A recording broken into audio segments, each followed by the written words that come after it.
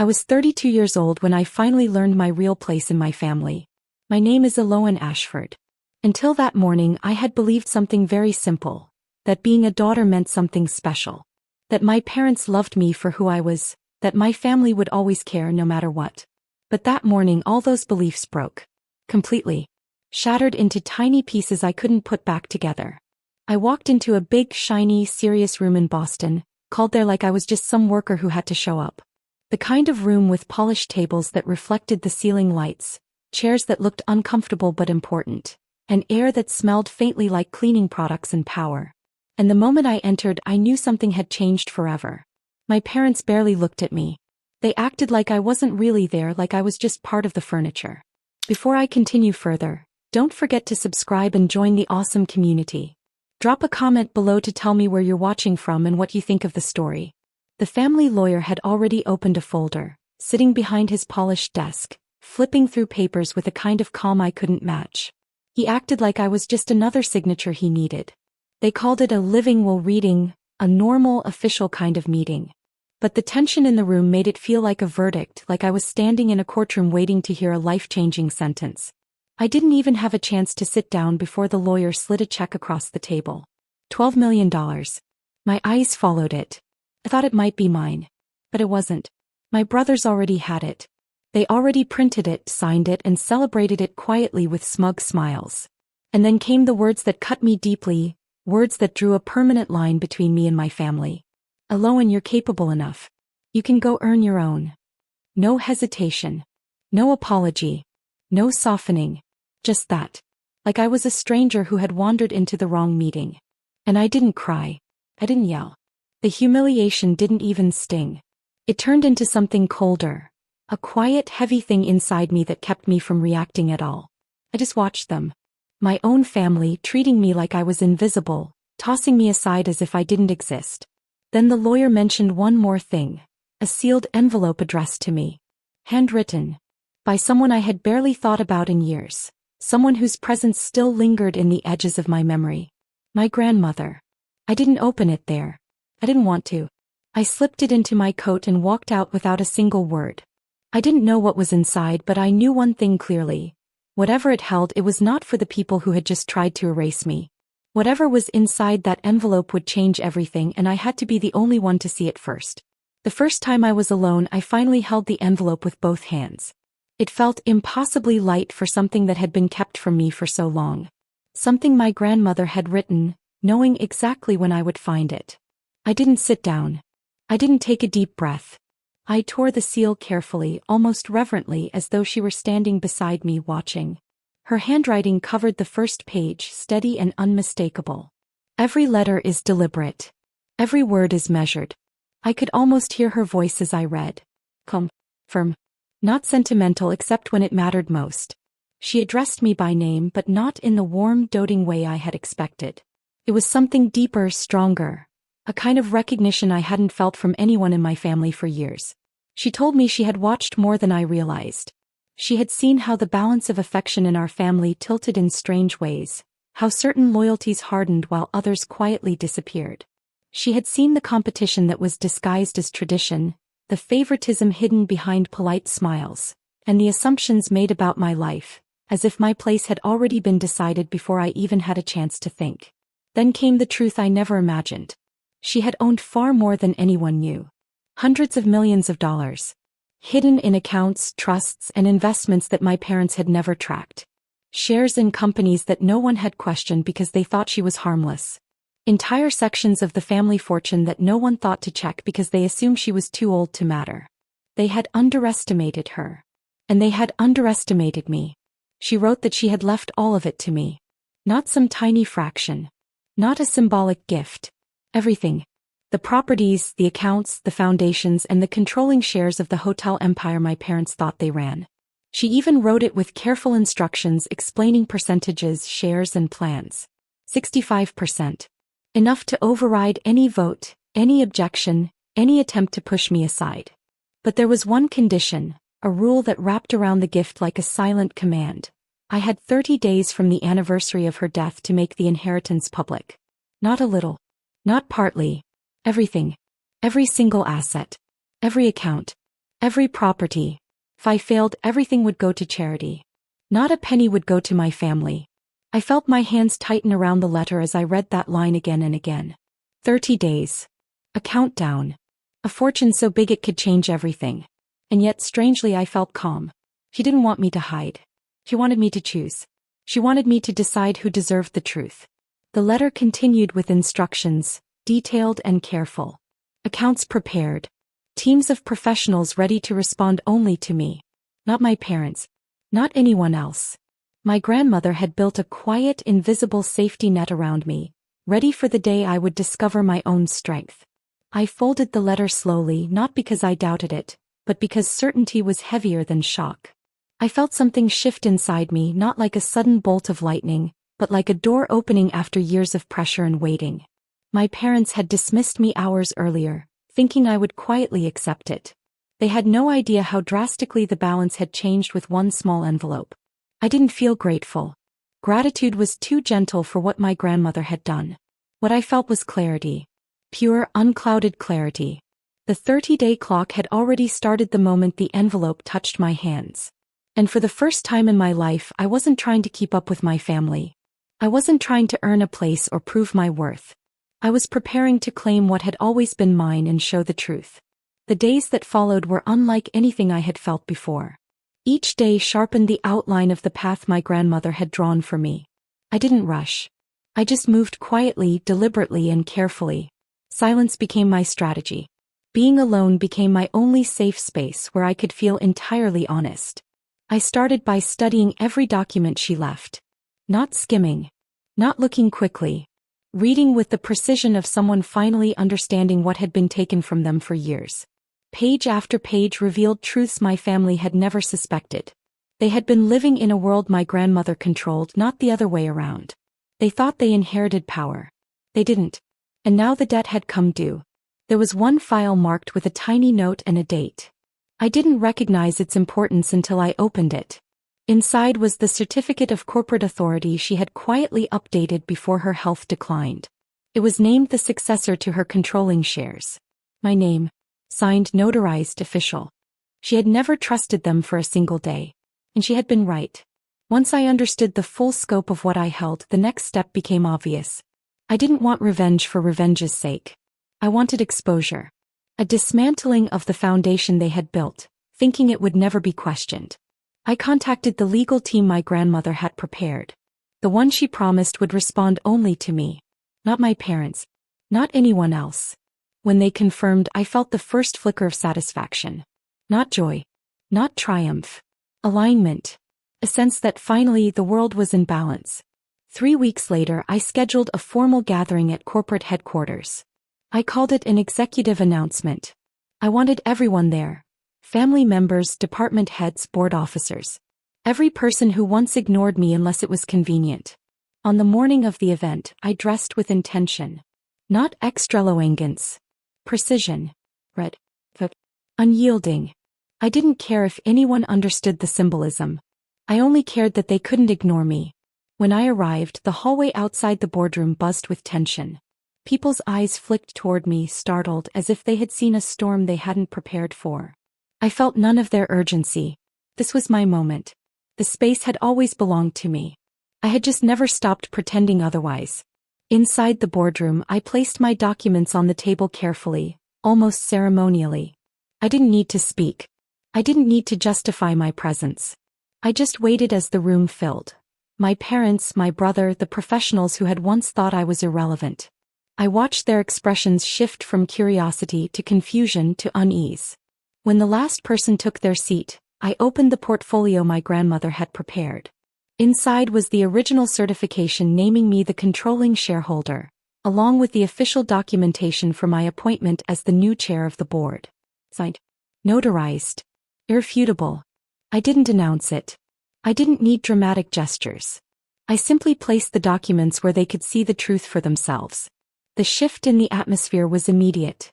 Everyone realized the balance they depended on had vanished. They expected silence.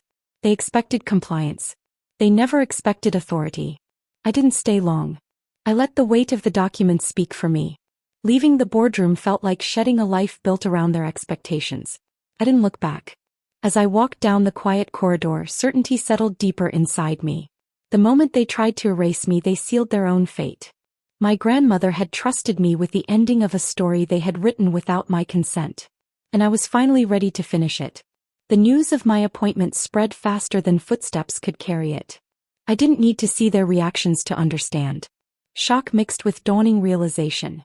Every assumption they had made about me had collapsed in a single morning. I felt the shift not as triumph but as realignment. Like the world had rotated a few degrees and finally landed where it should have been all along. For the first time in my life, I wasn't trying to earn love or respect or recognition. I wasn't trying to keep up with a family that had already decided I didn't matter. I was claiming what had always been mine. And I knew one thing for sure. My grandmother had trusted me because she knew I was ready. And I finally understood what that trust really meant. I went back to the main office the next day. I felt calm even though I knew what I had to do was very important. It had to be done carefully. Not fast. Not rushed. I had to be precise. My grandmother had given me some very special papers. These papers weren't just important. They were full of secrets. They showed how people had moved money around and made decisions that were wrong. People thought no one would ever look closely at what they were doing. But my grandmother had. She had watched, written, and collected every single detail. Now all of those papers were in my hands. Each page quietly told the truth. I spent many hours sitting and reading them. I didn't hurry. I didn't look away. I let every piece of the story sink in slowly. I saw money being moved into private accounts. I saw money being sent through fake companies that didn't really exist. I saw projects on paper that weren't real at all. People had acted as if they owned everything just because of their last name. And this had been going on for years because no one had expected anyone to check them or ask questions. The proof was everywhere. Could not be hidden. But instead of feeling angry, I felt calm. I felt clarity. A cold, strong, certain feeling. I knew what I had to do. I didn't need to shout. I didn't need to argue. I only needed to show the truth. By the afternoon I was ready. I made a meeting for all the leaders. Everyone had to come. No one could skip it. No one could say, "I'm busy." I chose the boardroom with the tall glass walls. You could see everything in that room. Nothing could hide. I arrived early. I put all the papers on the table, spreading them out like a map. Every folder, every sheet had a place. I wanted the room ready before anyone else came in. The executives arrived first. They were careful. Their faces showed they were trying to understand what was happening before it happened. They didn't know what I had planned. Then the board members came in. They whispered to each other. They looked confused. Their posture became tight like a rope was pulling on them. I stayed at the head of the table. This wasn't just a seat. My grandmother had meant for me to sit here one day. They didn't think that day would ever come. Then my family walked in. Their presence changed the room. Not because they were powerful, but because they thought they still controlled everything.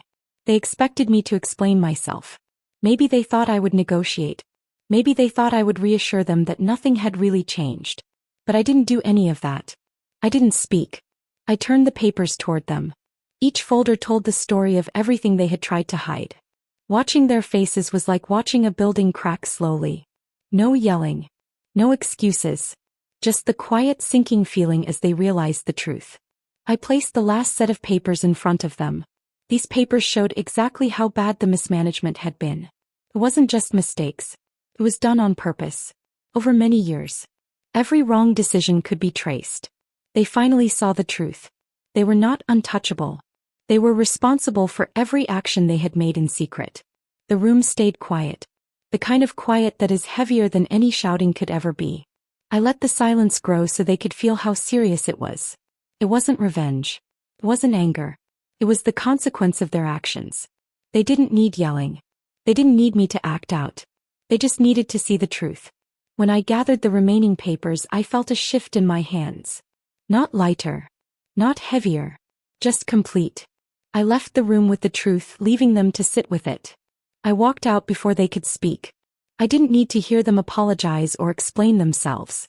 The truth was louder than any words they could say. Walking down the hall, I felt calm. I knew what would happen next would happen naturally.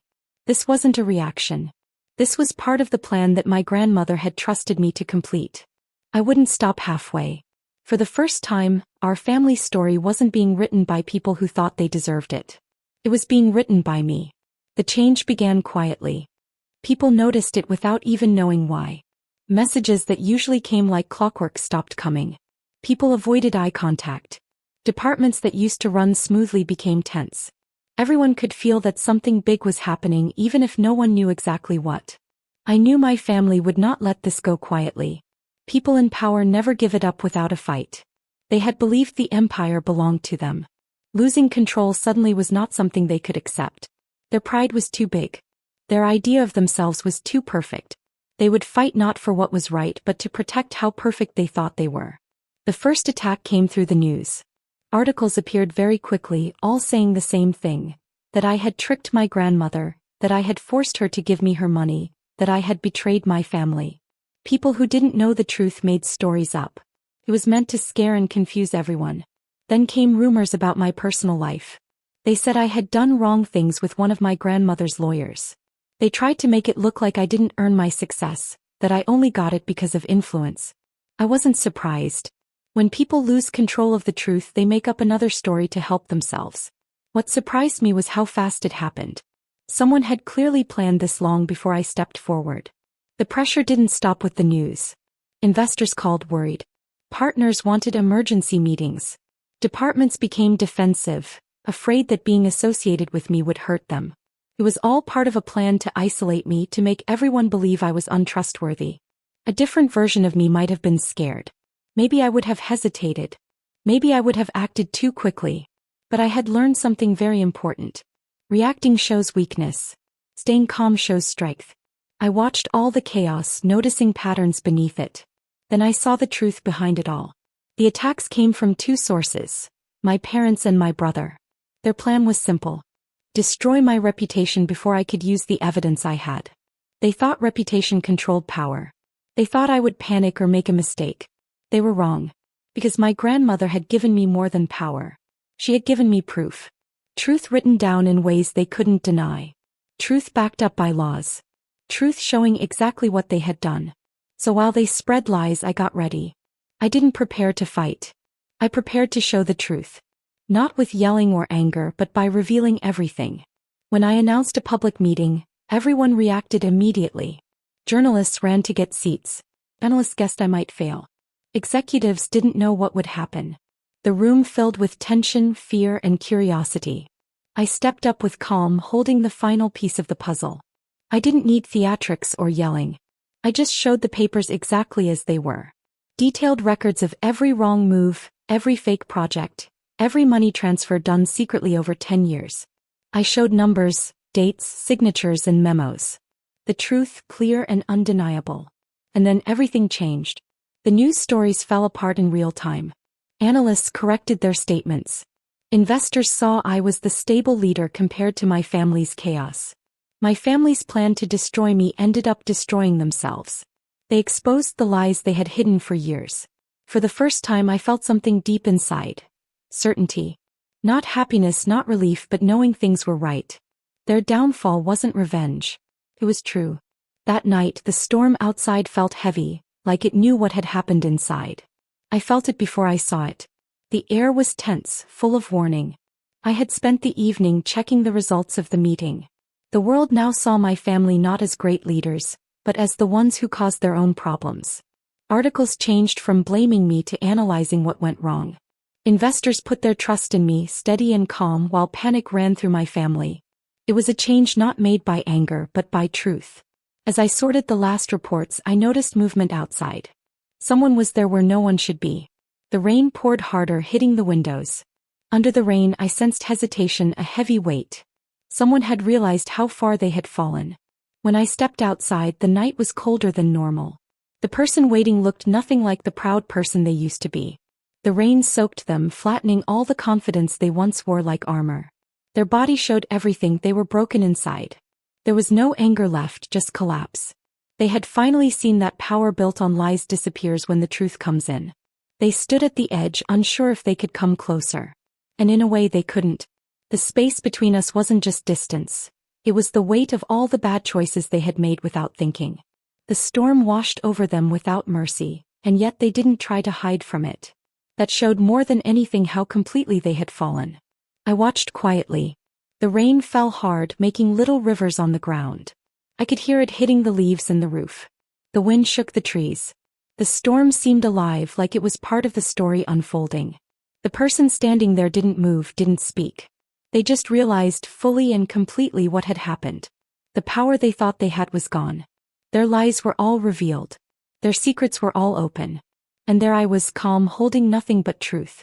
I didn't need to yell. I didn't need to threaten. I didn't need to act. The papers, the evidence, and the law had done everything for me. They finally understood that pride and lies could not protect them. And the rain kept falling, washing away what had been built on dishonesty. Every drop felt like a reminder that truth lasts longer than any lie. I turned and walked back to the building. My footsteps were quiet, but I felt strong. I had finished the work my grandmother had trusted me to do. I had shown the world the truth. And I knew that what came next would be fair. Not because I wanted revenge. Not because I wanted to hurt anyone. But because truth is always stronger than lies.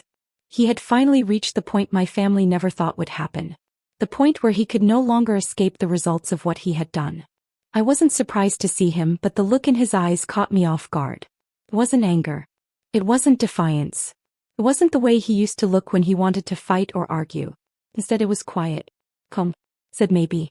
But mostly it was a look of understanding. He finally saw the truth he had been avoiding for so long. He finally understood the choices he had made, not by accident, not in moments of weakness, but in moments when he thought he deserved to do whatever he wanted. He realized the world he thought belonged to him had slipped completely out of his hands. He was holding a folder that was wet and bent at the edges. I could see he was gripping it tightly, like it was the last piece of himself. He held it so hard it almost looked like it hurt his hands, but he didn't let go. When he handed it to me, it wasn't a gift. It wasn't even a question. It wasn't a request. It wasn't offered. It was surrender. He was admitting without words that he had no control left. Inside the folder were papers, photos, and messages. Pieces of a secret he never thought I would discover. Pieces of a betrayal. Proof that he had been living a double life. Proof that he had an affair. Not a mistake, but a life carefully hidden while pretending to be loyal to the people he had claimed to love. Someone who once pretended to stand by me had been lying the whole time. As I looked through the folder, I felt something strange. I didn't feel shocked. I didn't feel heartbreak. I didn't even feel angry. I just felt calm. Not relief, not happiness, just calm. Because deep down I had already suspected this. I had already felt, in some quiet part of myself, that he would never truly care about anyone but himself. People don't destroy relationships by accident. They do it on purpose. Over and over. Choosing themselves instead of the people who trust them. He stood in the rain waiting for me to react. Waiting for me to show that the truth he had finally revealed could hurt me. But it didn't. His betrayal wasn't the reason I had changed. It was just one more sign of a family full of selfishness and carelessness. The storm around us grew heavier, the rain hitting the ground in loud, steady drops. But the moment felt quiet. He wasn't asking for forgiveness. He wanted to be excused even though he didn't deserve it. But I wasn't going to give it to him. Some truths aren't meant to make anyone feel better. Some endings don't need comfort. I closed the folder and understood something clearly. His collapse was not my responsibility. It was the natural result of someone who spent years thinking the world owed them. I left him standing there in the rain. Not because I was mean, not because I wanted to hurt him, but because I finally understood that I didn't have to carry the weight of his choices. I wasn't his safety. I wasn't his resolution. I was done. The next year went by in a way that felt almost like it had been planned. Every month, everything seemed to happen exactly right. My grandmother's business didn't just survive. It grew. The resorts expanded faster than anyone had expected. People started noticing my decisions. They saw them as smart, careful, and deliberate. What used to feel like something I inherited from my family now felt like something I had built with my own hands. I reshaped it. I changed it. I made it mine. But even with success, the past never really disappears. Its echoes are always there. I spent those months keeping my distance from anyone connected to the chaos before my rise. Not because I was scared, but because it was necessary. The business needed clear plans, clear goals, and clear rules. I refused to let anyone from my old life ruin that. The world watched my transformation. Sometimes people admired it. Sometimes they were suspicious. I didn't explain myself. Mystery was better than explanation. People never understand everything anyway, and it's easier to move forward when they can't tell your story for you. My family, broken by the choices they made, disappeared from headlines, but not from whispers. People talked quietly about failed businesses, legal fights, and broken relationships. I didn't care to know the details.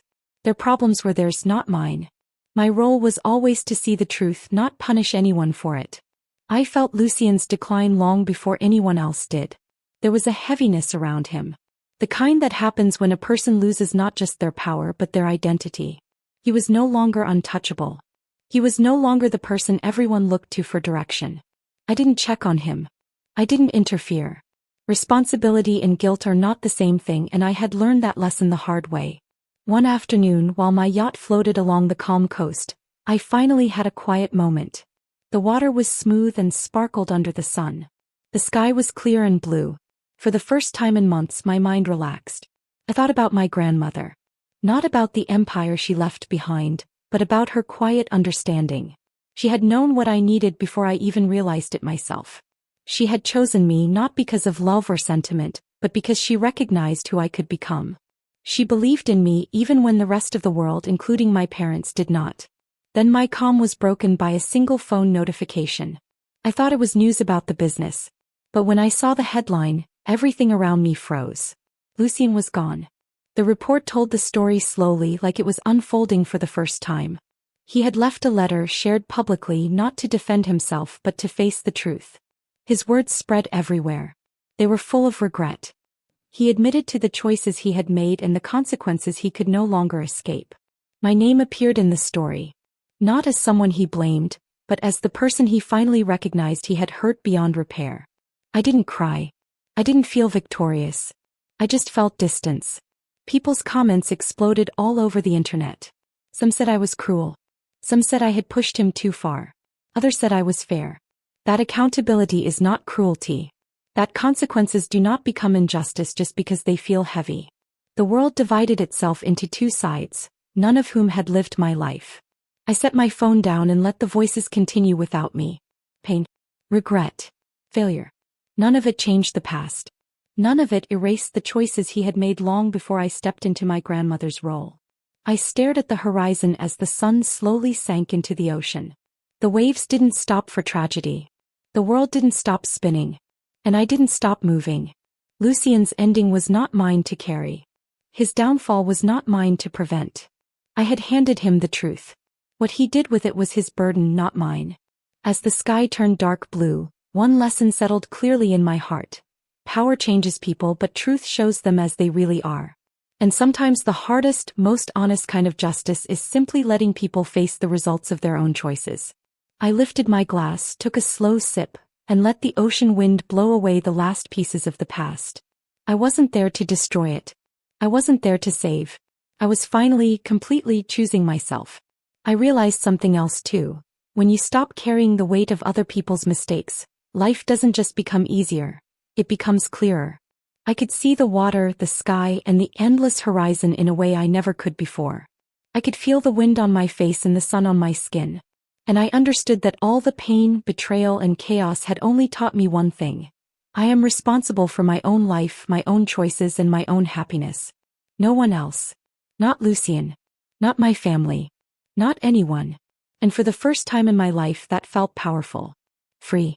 And it was enough.